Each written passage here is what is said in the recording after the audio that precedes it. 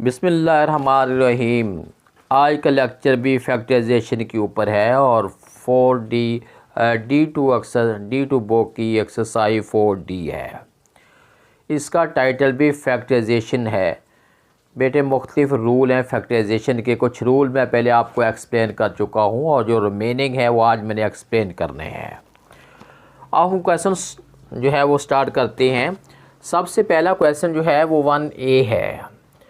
ये हमारे पास है 45x² है माइनस 81xy है।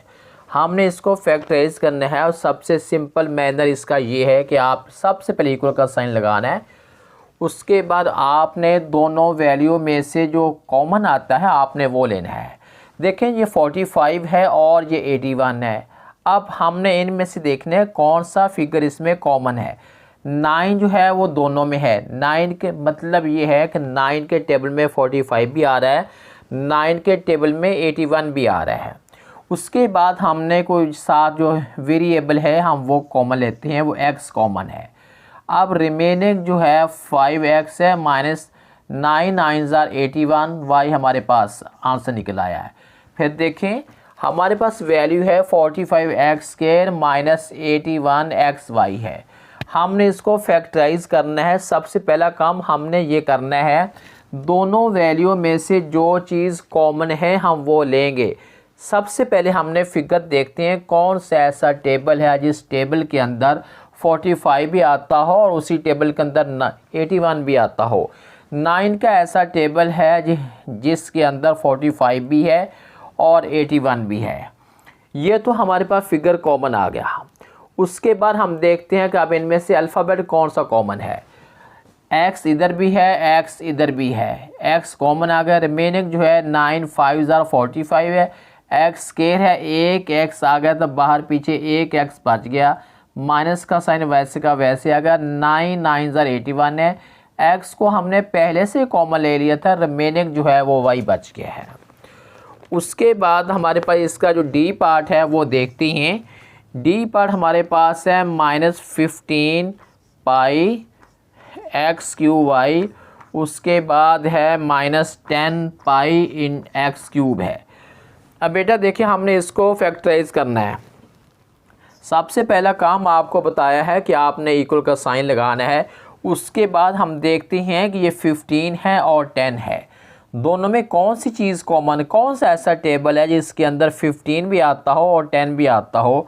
ये 5 का कॉमन है। माइनस तो हम इसलिए बाहर ले रहे हैं क्योंकि इसका स्टार्ट माइनस से हो रहा है।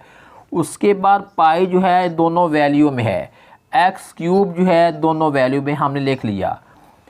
रिमेनिंग हमारे पास है y है, y -2 है क्योंकि और बाहर माइनस का साइन हो तो अंदर वाला साइन चेंज हो जाता है।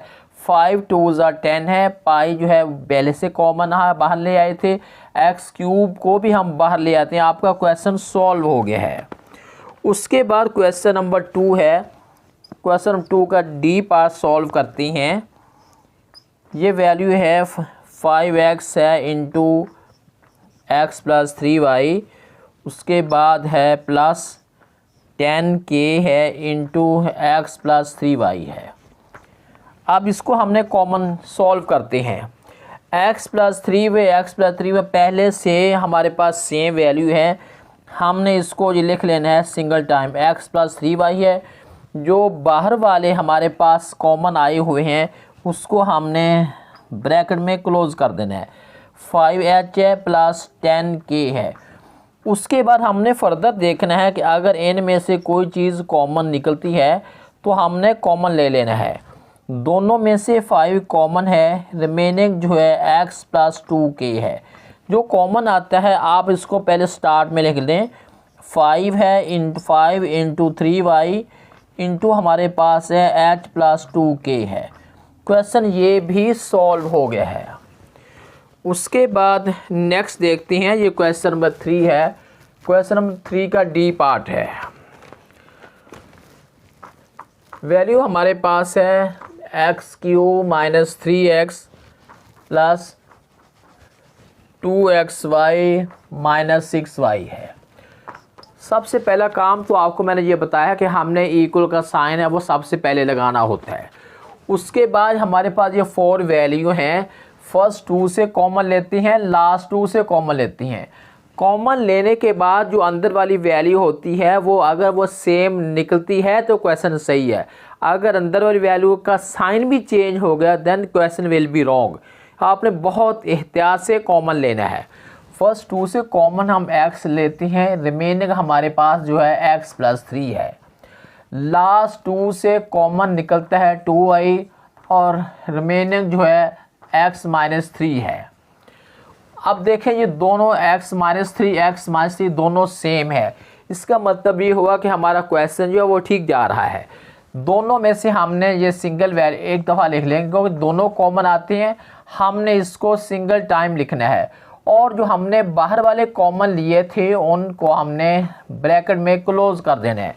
क्वेश्चन 3D भी सॉल्व हो गया है। उसके बाद क्वेश्चन नंबर हमारे पास 4 है और 4 का B पार्ट है। ये हमारे पास है c + 2d होल स्क्वायर है। उसके बाद माइनस है c + 2d और उसके बाद 3d - 3c - 7d है। इसे हम सॉल्व करते हैं। इक्वल का साइन लगाया, ये बेटा होल स्क्वायर है, हम इसको 2 टाइम लिख लेते हैं c + 2d और c + 2d। उसके बाद ये वाली वैल्यू हमारे पास है c + 2d इंटू हमारे पास है 3c - 7d है। इक्वल का साइन लगाएंगे। अब बेटा एक वैल्यू ये बन गई है और एक वैल्यू ये बन गई है। अब हमने देखना है ये है कि दोनों वैल्यू में से कौन सी चीज़ कॉमन है। c + 3d और c + 2d और c + 2d दोनों कॉमन हैं। हमने इसको बाहर लिख लेंगे c + 2d है। रिमेनिंग क्या है c + 2d और ये साइन लगा के अब ये वाली वैल्यू लिखेंगे हम, यानी 3c - 7d है। अब हमने अंदर वाली वैल्यू को सॉल्व करना है। ये c + 2d तो पहले कॉमन आ गया है, अंदर वाली वैल्यू लिखेंगे c + 2d, बाहर का साइन अब अंदर वाले साइन चेंज कर देंगे, -3c + 7d है। अब लिखेंगे हम c + 2d इंटू में हमने लिखना है -3c में से 1 निकाला -2c है और प्लस जो है 9d है।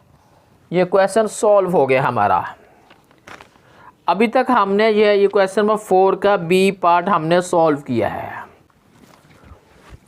जी बेटे ये क्वेश्चन नंबर 5A जो है वो मैंने बोर्ड पे राइट किया है। हमने इसको फैक्टराइज करना है। कैसे फैक्टराइज करेंगे, रूल आपको मैंने पहले से बताया है कि आपने फर्स्ट देखिए हमारे पास अगर 4 वैल्यू है, रूल ये होता है कि आप फर्स्ट 2 में से कॉमन ले लें और लास्ट 2 में से कॉमन ले लें। कॉमन लेने के बाद अगर अंदर वाली वैल्यू बिल्कुल एग्जैक्ट निकलती है, साइन भी सेम है, वैल्यू भी सेम है, तो हमारा क्वेश्चन बिल्कुल सही जा रहा होता है। अगर कॉमन लेने के बाद अंदर वाली वैल्यू सेम नहीं निकलती या उनका कोई कॉमन ही नहीं निकलता, तब हमें इनका ऑर्डर जो है, इनकी अरेंजमेंट जो है हमें चेंज करनी पड़ती है। अब देखें फर्स्ट 2 वैल्यू में से ना तो कोई फिगर कॉमन है। अब ये 3 है और ये 28 है। 3 के टेबल में 28 नहीं आता, 28 में 3 नहीं आता, फिगर तो कॉमन नहीं है। ये AX है, ये B है, इसका मतलब है आप फर्स्ट 2 वैल्यू में से कोई चीज़ कॉमन नहीं है। अब हम इनका ऑर्डर करते हैं। ये मैंने कर दिया है 3AX है, इसके साथ मैं लास्ट वाले वैल्यू ज्वाइन करने लगा हूँ 21BX है। उसके बाद जो है प्लस 4AY के साथ प्लस 28BY जो है इसको नोट कर लिया। अब बेटा देखें फर्स्ट 2 वैल्यू में से एक तो 3 कॉमन है, एक इसमें से x कॉमन है, 3x आ गया बाहर, रिमेनिंग जो है a है। 3 7 21 है, x बाहर ले आए थे, पीछे b बच गया है। लास्ट 2 में से एक तो 4 कॉमन है और एक y कॉमन है, 4y। रिमेनिंग हमारे पास है a + 7b है। देखिए a + 7b, a + 7b, अंदर वाली दोनों वैल्यू सेम निकल आई हैं, इसका मतलब ये हुआ कि हमारा क्वेश्चन बिल्कुल सही जा रहा है। अब कैसे लिखेंगे, हम लिखेंगे a + 7b है और बाहर वाली वैल्यू जो आई थी वो 3x + 4y है। क्वेश्चन ये भी सॉल्व हो गया है। उसके बाद देखते हैं ये क्वेश्चन नंबर 6 है, इसका ए पार्ट लिखता हूँ। ये क्वेश्चन 6 हमारे पास है, बल्कि क्वेश्चन नंबर 5 का अभी मैंने एक पार्ट किया, क्वेश्चन 5 का एफ पार्ट भी सॉल्व कर लेते हैं, वो थोड़ा सा चेंज लग रहा है, उसे भी हम अभी जो है वो सॉल्व करते हैं। क्वेश्चन नंबर 5 का एफ पार्ट है, ये हमारे पास वैल्यू है 5xy है -25x² है, उसके बाद है प्लस 50x है -10y है। अब ये वाली वैल्यू है, अब हम इनमें से कॉमन लेते हैं। क्या कॉमन लेते हैं ये हमें सोचना पड़ेगा। अगर इनमें से कोई कॉमन नहीं निकलता, इनका हम ऑर्डर कर लेते हैं। 5xy के साथ लास्ट वाली वैल्यू -10y जो है ये कॉमन ले लिया। उसके बाद क्या, हाँ उसके बाद कौन से कॉमन लेना चाहते हैं, कॉमन तो हमें चाहिए ना, क्या कॉमन लेंगे हम। उसके बाद ये वाली वैल्यू जो है 25x² के साथ प्लस 50x इसको ज्वाइन कर दिया। अब बेटा देखें फर्स्ट 2 वैल्यू में से क्या इनमें से क्या कॉमन है, इनमें से 5y कॉमन है, रिमेनिंग जो है x - 2 है। लास्ट 2 वैल्यू में से -25x कॉमन है और उसके बाद अंदर वाली वैल्यू जो है x - 2 है। अंदर वाली वैल्यू दोनों अगर सेम निकलती हैं तो हमारा क्वेश्चन बिल्कुल एक्यूरेट जा रहा होता है। बाहर वाली वैल्यू जो है आप इसको बंद करें ब्रैकेट में, 5y - 2 है, 25x है, अंदर वाली वैल्यू जो है वो x - 2 है। फर्दर हम यूँ भी करते हैं कि अगर इन दोनों वैल्यू में अगर कोई कॉमन फर्दर निकलता है वो भी लेना चाहिए। अब 5 जो है ये कॉमन निकल रहा है, रिमेनिंग हमारे पास है y जो है 5x है और x - 2 है। क्वेश्चन ये भी सॉल्व हो गया है। उसके बाद देखें ये क्वेश्चन नंबर 6 है, इसका ए पार्ट हम सॉल्व करते हैं। ये हमारे पास है वैल्यू है 144p है, इंटू हम लिख रहे हैं y - 5x² है। उसके बाद है 12q है और 10x² है -2y है। अब हमने इसको सॉल्व करना है। सबसे पहला काम तो ये है कि हम इक्वल का साइन लगाएंगे, उसके बाद हमने इनका ऑर्डर करना है। 144p है, मल्टीप्लाई का साइन डालते हैं, जब इनका हम ऑर्डर करेंगे -5x² बन जाएगा और +y बन जाएगा। उसके बाद है माइनस जो है ये 12q है। इन दोनों वैल्यू में से हम अगर कॉमन लेते हैं, 2 कॉमन है, रिमेनिंग हमारे पास है 5x² -2 है, 5x² -2 है। फर्दर अब हमने कॉमन क्या लेना है, 5x² माइनस, इन दोनों में से हमारे पास जो कॉमन निकलेगा 2 कॉमन लिया, रिमेनिंग जो है 5x² है और माइनस जो है